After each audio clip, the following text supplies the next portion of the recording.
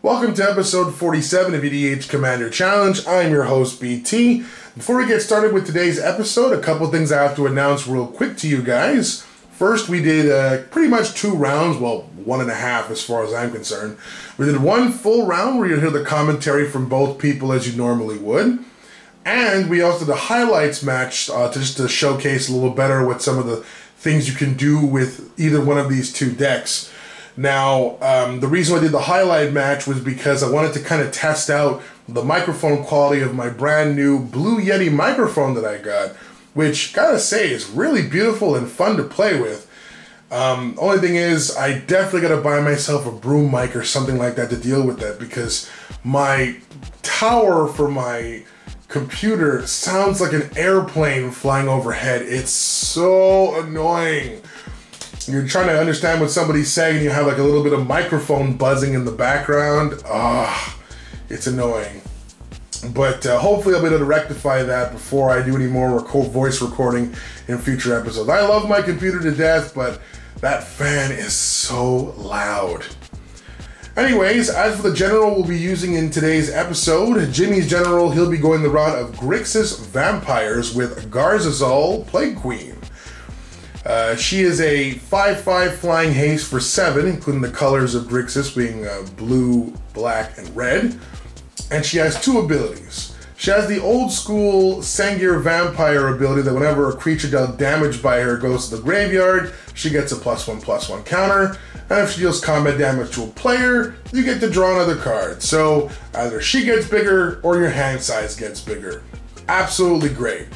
You know, it'd be so much better, in my opinion, if she cost 6 instead of 7, but then again, she is a flying haste that has 2 natural abilities on top of the fact that she's just a 5/5 big body creature, so I guess it's just a personal opinion thing. As for me, I've got myself a 5-color before I even get to what my general does, 2 things real quick. First, I hope this satisfies everyone on Twitter, from the card store, as well as in the comments, who state that I never want to play any 5-color decks outside the realm of slivers, because I've wanted to do it for a while. So as you can see, I got one for today, and I'll probably have one for next week's episode as well. Also, I always keep getting corrected on this. It's not pronounced 5 colors, it's pronounced Wooberg. You have to understand that as a guy who grew up watching WWF, I think it's called WWE now, and WCW, calling it that is like sounding like if Ric Flair and Goldberg became a team and they called themselves Wooberg. Imagine the crowd chanting that, right? Anyway, my Najeela, the Blade Blossom, is a 3/2 for 3, including a red. And she more works with the 2-headed giant style. I'll explain why, because after all, she was released in the Battle Bond set, right?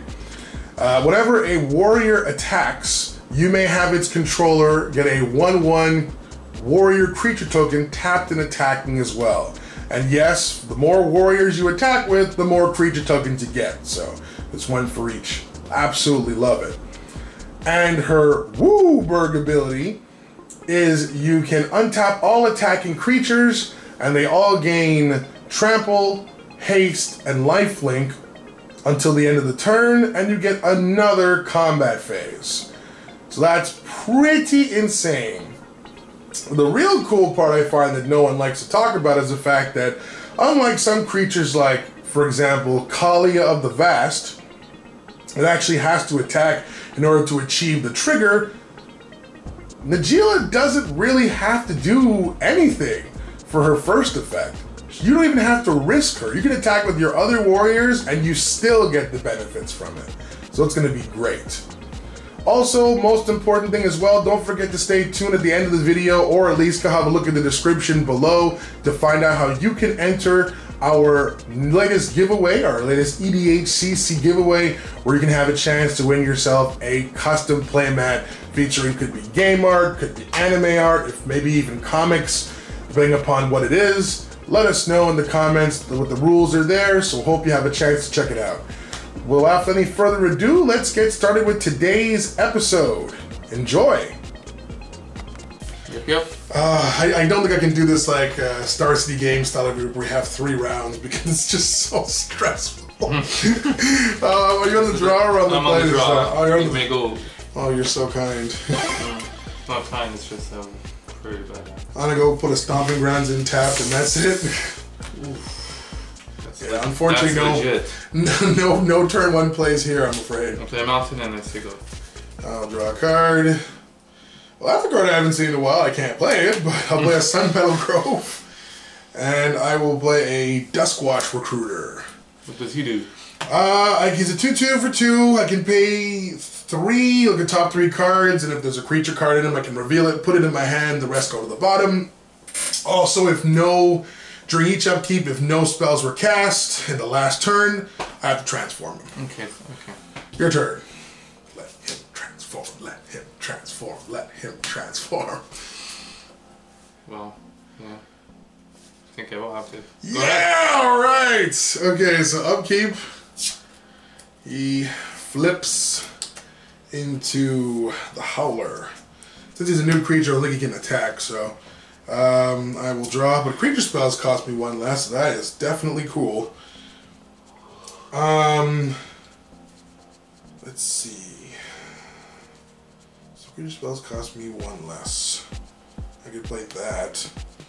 I'll just show you guys my hand, and the card I'm looking definitely to play is the one on the end, because I haven't ever played it at all in this game so far. You know what? Just because I can play it this turn, I went first, right? Okay, so I can play a land this turn.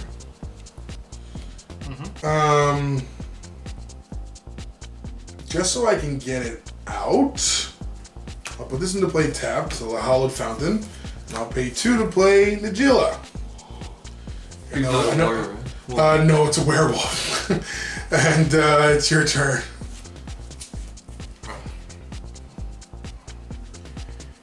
Okay. You guys look amazing. Oh, my graveyard's removed. I'm removing my graveyard. Come on. Oh, sorry. Here you go. Oh, thank you. No 2 spells or more have to be played before he transforms, so he stays the way he is. I'll play a Raging Ravine in tapped, because unfortunately that's all I got. Now, to kind of reap a little bit of benefits for next turn, I'm going to pay 3 for a card you don't see me play very often, Urza's Incubator. Oof. I'm going to choose warriors. No, not vampires. So all my vampires now cost 3 less to play. I mean, oops. I'm going to move into combat and I'm going to attack you with both my guys. That triggers this and I get myself a warrior. Will you be taking the damage, sir? Yes! You're no blocking. You take 6 in total, including 7. Doesn't he have to block once per duel? No, duel! Wrong game, sir. Oh, my It's bad. not time to duel. It's your turn. Okay, what am I at? You're at 33 and, you're 33 and 3 Najeela damage. Okay, and you're done? Oh yeah, definitely. Unfortunately, I don't have the 5 mana I need to be able to start taking extra combat phases.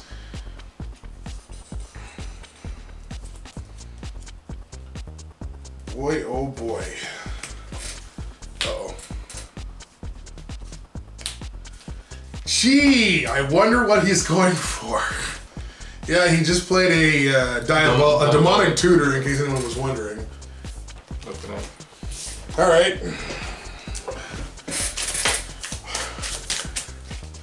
Anything else you would like to do with your turn? Sweet. Okay, so upkeep, draw. That's funny.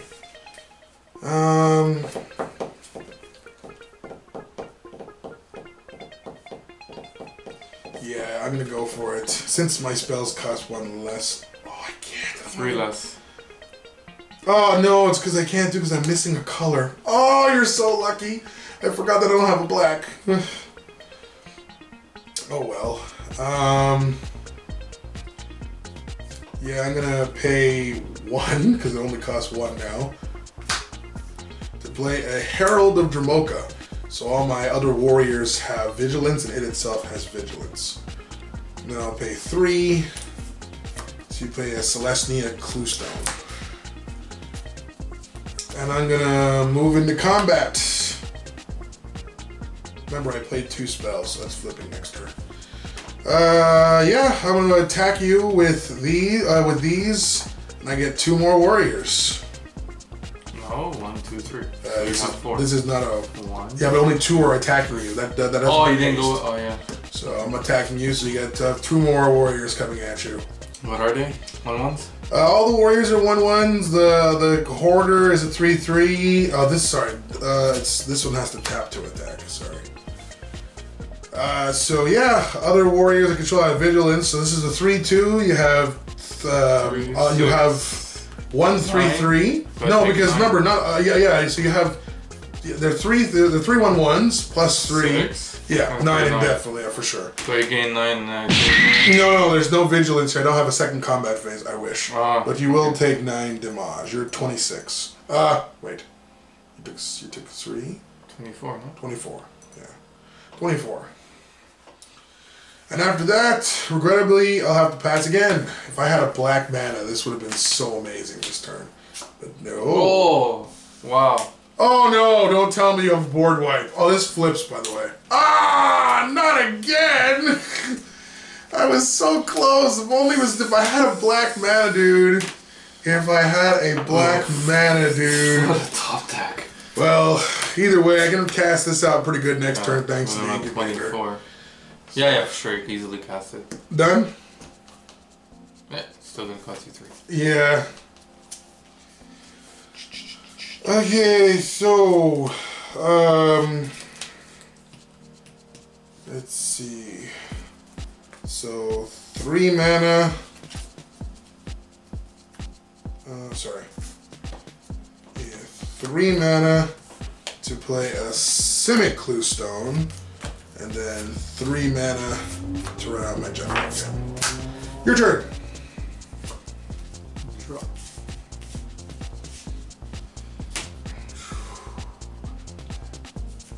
This. Gosh. 6. It's coming next turn. 3. Yeah. Yep. Commander Sphere. It's definitely coming next turn. 2, 3. Yep. I will play Bloodseeker. Yep. And Zero Seer. And I still have 1.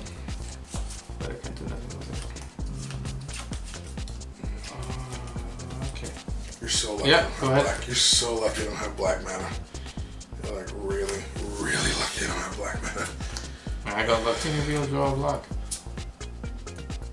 Speak of the devil. I'll take 2. Of course. Now I'm gonna get a little bit dirty. Thank God. So I have 1. So okay. So right now all my spells, this is gonna hurt you a little bit. Because remember, my Urza Incubator is still here. So to accomplish this, I need. Oh, I don't have 3 red. No! No! You're so lucky. Again, I want to do. Every time I want to do 2 different moves, I can't do it because I'm lacking the mana. So, and those are 1/1s? Mm-hmm. Yeah, okay. So. Sorry, so red from here. I need a white and a black. Zurgo Helm Smasher. And he has haste, so. And he does. He has to attack every turn. Zurgo's indestructible during my turn. And whenever a creature is dealt damage by Zurgo and dies, similar to like your general, it gets a +1/+1 counter on it. Okay. Then. It's a warrior. Oh yeah, for sure. Oh no! When I said it's gonna be a tough turn for you, I wasn't kidding. Because watch this. 4. And you're lucky I don't have enough to play my archetype, otherwise it would have been so much cooler. Sammoth the Tested. I'm gonna take it down by 2. 1 damage, 1 damage. Don't I lose a life from the Blood Artist though? Yeah, you lost 1 life there. Yeah, I'm at 37. I will scry. Yeah. Yeah, it's gonna be 1 point. You're gonna scry again, obviously. Mm-hmm. Yeah, you see how good scrying is now? That's why Vizier's Seer is not $1 anymore, sir. I only got about 12 of them. I hate you. 12. What am I gonna do with 12? Anyway, I'm gonna declare attacks on you, and I'm gonna attack you with both of my creatures, which triggers me getting 2 warriors. So you take 3, 10, 12. That cuts your life in half. You're at So 1, 2, 3, and then 1, 2, 3, 4, 5, 6, 7, 8, 9. Go! This is one of your big turns. Blue. Oh! Take an extra turn? Yeah. You want to play for 2 black? Wow, pretty good. You can draw 2 cards. You're at 10. You play Sign Blood. Yep. Would you like to begin your 2nd turn, sir? Why are you sacrificing? Before I do, to draw a card. Really? I thought you would have kept it for something specific. But okay, yeah. Then... So you're on your 2nd turn now, right? No, I am. Yeah. Okay, so draw a so I card. get to draw. Jeez. That was a little confusing. Yeah, because you have a swamp in play.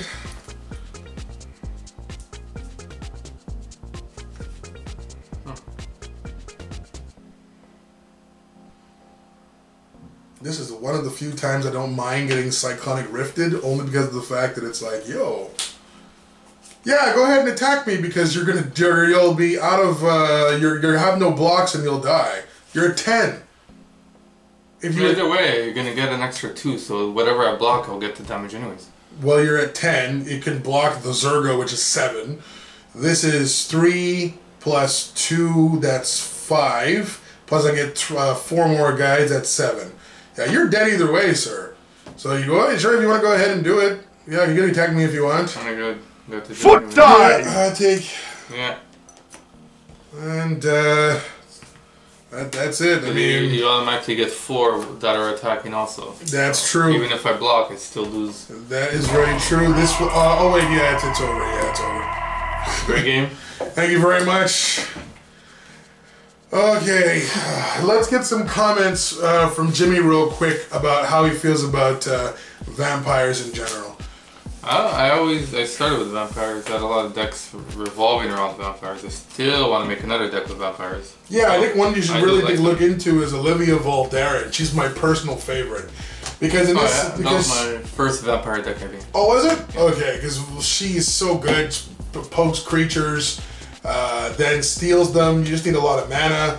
And in this case, I guess that extra turn, man. I was expecting you were holding a rift in your hand, and that's why I was so shocked. I was trying to get the rift. That's why I did it. I was like, all I had left was the archetype of aggression, by the way, which you give my stuff trample, but Najeela. That's what I had left in my hand, guys. Well, you can show us now. The game's over. Yeah, your favorite cards, blood this, blood that, they're always here. Prepare to strike. Now!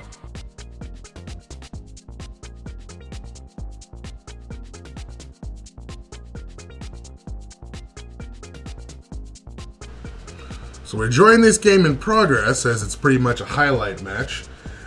At this point in the game, I'm at 29 life while Jimmy's at 25 and he's quickly closing the gap.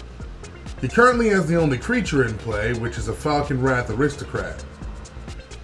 So I pay 6 to cast the powerful Sunbird's Invocation and then pass the turn to Jimmy, hoping he doesn't have something like a Chaos Warp in his hand, for example. For Jimmy's turn, he increases his vampire army by paying 4 to play a Bloodline Keeper. Then he pays 3 to cast Honden of Infinite Rage. Then he attacks me for 4 with his Aristocrat to tie our life totals together at 25. He then passes the turn. For my turn, I decide to go big again by paying 7 to cast a Zendikar's Resurgent, which doubles my mana. It also lets me draw extra cards whenever I hardcast creatures. However, by tapping the City of Brass, I do take a damage that puts me to 24 and Jimmy finally into the lead. It triggers the Sunbird's Invocation, and after revealing my top 7, I cast a Bramblewood Paragon, which triggers the Resurgent, letting me draw a card. I then pass to Jimmy. For Jimmy's turn, his Honden deals me 1 during his upkeep, putting me to 23. I did try to persuade him to deal a damage to his own Aristocrat because it's a 4/1, but sadly refused. And then a miracle happened. Jimmy top-decked Temporal Mastery. But in a cruel twist of fate for him, he didn't have any blue mana to cast it, making it a miracle, alright, for me. And cast Anawan the Ruin Sage. He then moves into combat and attacks me again with his Aristocrat for 4, putting me to 19, and then passes the turn.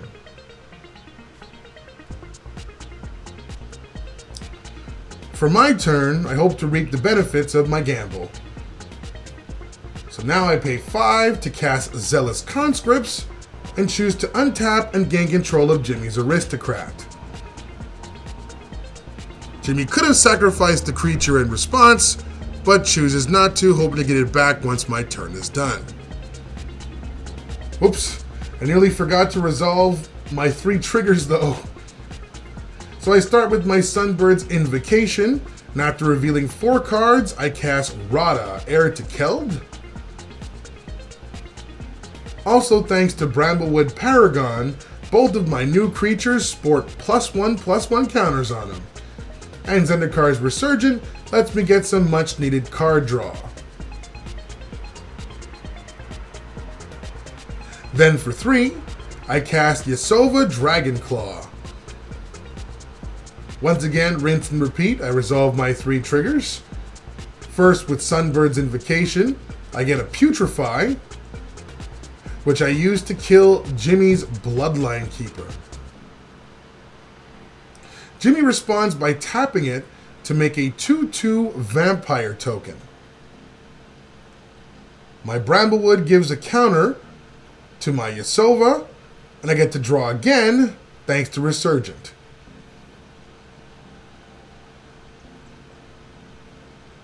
Then I move into combat, and I pay 3, which includes tapping my City of Brass, dealing me a damage and putting me to 18. I use Yasova's ability with the 3 mana, and I gain control of Jimmy's Anawan and give it haste. Then I attack Jimmy with his 2 borrowed creatures, as well as my Zealous Conscripts that has haste. Jimmy resolves to take all the damage, dealing him 12 and putting him to 13 life. I then use Jimmy's Falconrot's ability to sacrifice his 2 creatures to its ability and pass a turn. Yes, I know, that's pretty savage. You can see in the comments right now, #SavageBT. For Jimmy's turn, his Honden deals me a damage, putting me to 17. He then pays 5 and casts Fiend of the Shadows and passes the turn.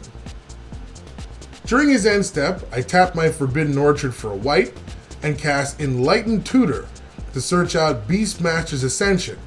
The Sunbird trigger reveals a Sword of Feast and Famine, so sadly no free cards. And Jimmy gets a 1/1 Spirit Creature token as a result. Now, fun fact before we move into my next turn, if you have a Sword of Feast and Famine, as I found out later, in combination with Najeela and all 5 colors of lands, you potentially have infinite combat phases and an endless increasing number of creatures as you go. Crazy, huh? For my turn, I pay 7 to recast my general, Najeela, who, as this is a highlight match, just in case you didn't know, has already died twice in this game.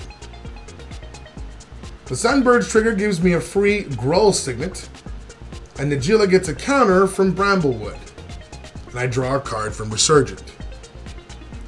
I pay 2 to cast a Celestia Signet and get nothing from my Sunbird sadly this time. Finally, I enter combat and opt to pay 3 again, taking another damage with City of Brass, putting me to 16, and use Yasova to steal Jimmy's Fiend of the Shadows. I attack him with everything except my general that just came in. This triggers the Najeela's ability 4 times and gives me 4 warriors. Well, 4 warrior tokens anyways. And thanks to Bramblewood's effect, those 1/1s that are tapped and attacking now become 2/2s. Winning me the round and ending the game.